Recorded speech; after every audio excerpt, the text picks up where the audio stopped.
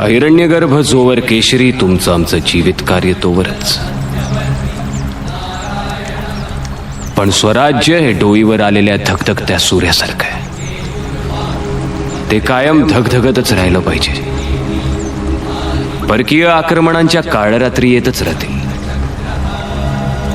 कधी ग्रीक, कधी हुन, कधी शक, यमन, डच, पोर्तुगीज, तर कधी मुघल बनून.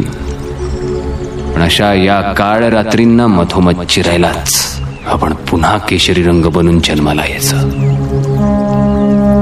आणि हातातल्या तरवारीच्या टोकावर स्वराज्य टिकवायचं.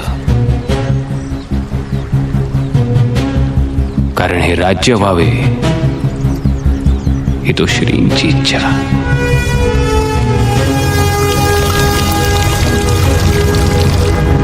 ओम ध्येयः सदा सवितुर्वरेण्यं